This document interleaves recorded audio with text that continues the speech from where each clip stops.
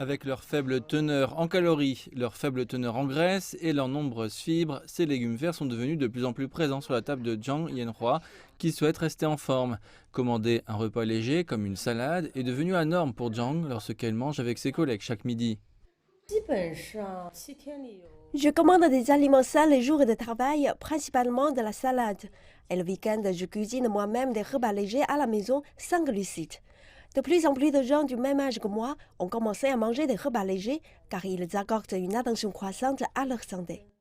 Les jeunes générations en particulier accordent également plus d'attention envers une alimentation saine, ce qui ouvre de grandes opportunités commerciales pour le marché des repas légers, même si ce qui est en vente peut être un peu plus cher.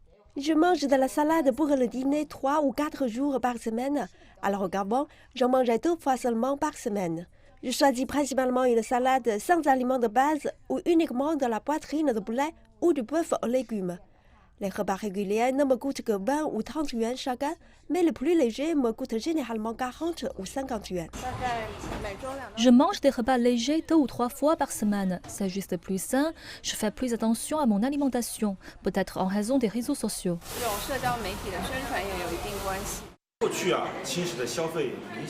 Avant, la consommation de repas légers avait une forte relation avec les saisons, comme l'été chaud. Mais comme de plus en plus de gens sont devenus conscients de la santé, nous avons constaté que la vente d'aliments sains a connu un autre boom après les courtes vacances, car les gens veulent perdre du poids. En termes de catégorie de plats, les rouleaux et les nouilles au sarrasin sont les plus populaires. Pour mieux promouvoir les ventes de repas légers sur sa plateforme, la société de livraison de nourriture Ele.me a ouvert une section spéciale pour eux, parfois avec des remises spéciales. Le marché semble si prometteur que les investisseurs y participent. En 2019, Meridian Capital a investi plusieurs millions de yuans dans la marque d'aliments sains Fitbee.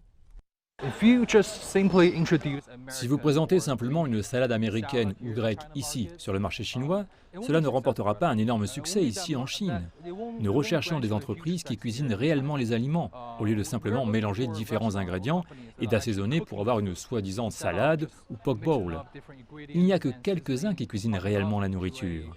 La plupart des acteurs actuellement sur le marché mélangent différents ingrédients. La plupart d'entre eux sont des ingrédients bruts. Mais les Chinois n'aiment pas vraiment les ingrédients crus pour les repas.